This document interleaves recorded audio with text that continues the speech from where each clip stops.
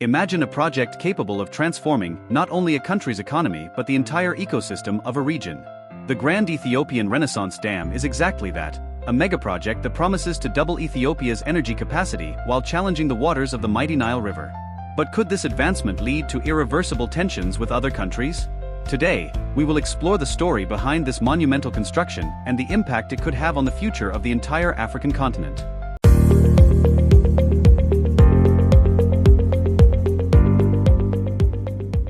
The Grand Ethiopian Renaissance Dam, located on the Blue Nile River, is not only a feat of engineering but also a symbol of Ethiopia's determination to achieve energy self-sufficiency and economic independence. With the capacity to generate over 6,000 megawatts of power, the dam is set to become one of the largest in the world, fueling the transformation of a country historically limited in terms of energy infrastructure. But what seems like a remarkable breakthrough for Ethiopia's development has ramifications far beyond its borders. As the waters of the reservoir rise, so do concerns in neighboring countries, particularly Egypt and Sudan, which rely on the Nile's flow for their water and agricultural needs. The construction of this dam has sparked geopolitical and diplomatic tensions, with disputes that trace back decades over the rights to use the Nile River, one of the most important and historic rivers in the world. The Nile, the longest river on Earth, stretches over 6,600 kilometers and flows through 11 African countries, with two main tributaries: the White Nile, originating from Lake Victoria, and the Blue Nile, which starts in the Ethiopian highlands. Throughout history, the Nile has been the primary source of life for civilizations that flourished along its banks, especially Egypt, which developed into one of the most ancient and powerful civilizations due to the fertility of the lands flooded by its waters. However, this same dependence is what makes the situation surrounding the Grand Ethiopian Renaissance Dam so delicate. Water from the Nile has always been a matter of life or death for the countries along its course, and any project that threatens to alter the river's natural flow is met with great apprehension.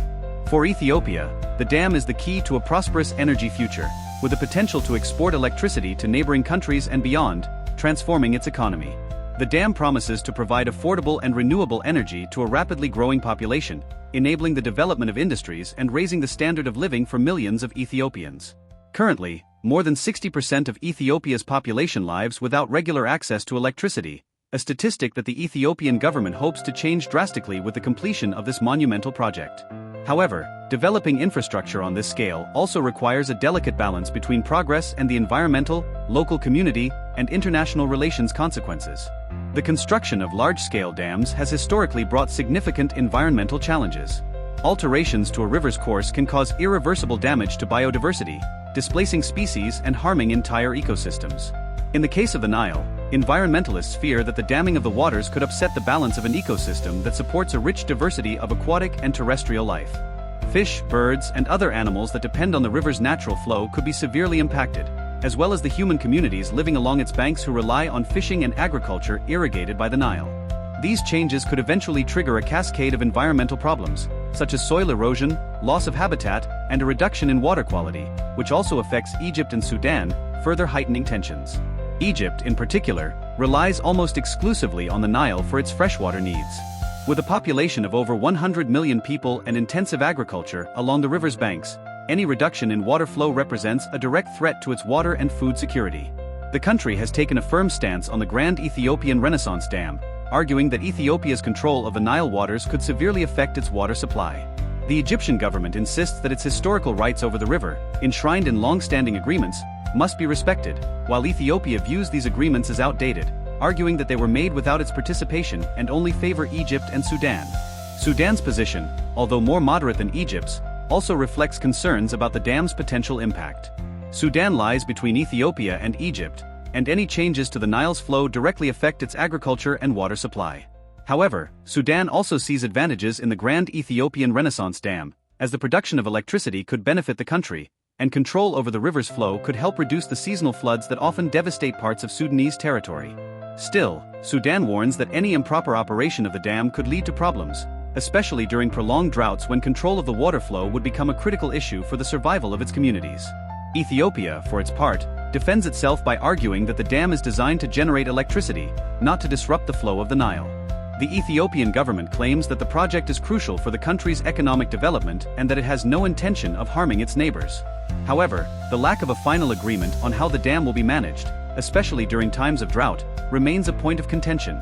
For Egypt, an agreement that guarantees a consistent and predictable water flow is essential, while Ethiopia wants to retain control over the dam's management, ensuring its sovereignty over the Blue Nile's natural resources. Negotiations between the three countries have been long and difficult, with several rounds of international mediation failing to reach a clear consensus. The African Union, the United States, and other global powers have tried to facilitate dialogue, but so far, no binding agreement has been reached. The situation remains tense, with both sides insisting on their positions and, at times, resorting to inflammatory statements suggesting the possibility of a broader conflict. However, most analysts agree that an armed conflict over water is unlikely, though not impossible, as the consequences of war in the region would be devastating for all involved. Meanwhile, Ethiopia is pressing ahead with the construction of the dam, which is now in its final stages. The first phase of filling the reservoir has already begun, despite objections from Egypt and Sudan. This filling process, expected to take several years, is one of the most contentious issues between the countries, as the speed at which the reservoir is filled directly affects the amount of water available downstream. If the reservoir is filled too quickly, the water flow to Egypt and Sudan could be drastically reduced, exacerbating the already tense diplomatic situation. Beyond the geopolitical and environmental implications, there is also a human aspect to this entire dispute. The communities living along the Nile, in Ethiopia, Egypt, and Sudan, face an uncertain future. Egyptian farmers who rely on the Nile's annual floods to irrigate their lands fear that changes to the river's flow could affect their crops, leading to food shortages and the loss of livelihoods. Similarly, in Ethiopia, millions of people hope that the dam will bring a new era of prosperity, with jobs in construction, increased electricity supply, and the development of new industries that could transform the country. Ultimately, the Grand Ethiopian Renaissance Dam is more than just a monumental engineering project. It represents a test of how nations can share vital resources in an era of climate change and increasing water scarcity. The Nile has always been a symbol of life and fertility, but it has now also become a diplomatic battleground, where nations fight to secure their future in an increasingly uncertain world. The question that remains is whether Ethiopia, Egypt, and Sudan can find a way to cooperate and share the benefits of this dam, or whether the project will end up deepening the divisions between these countries. As we move forward into the 21st century, the demand for water and energy will only increase, and nations' ability to manage these resources fairly and sustainably will be one of the greatest global challenges. The Grand Ethiopian Renaissance Dam, with all its promises and controversies, is a perfect example of this dilemma. If successful, it could become a model of how nations can collaborate for sustainable development. If it fails, it may serve as a grim reminder of the dangers of competition for scarce resources. The world is watching, and the outcome of this story will have repercussions far beyond the banks of the Nile River.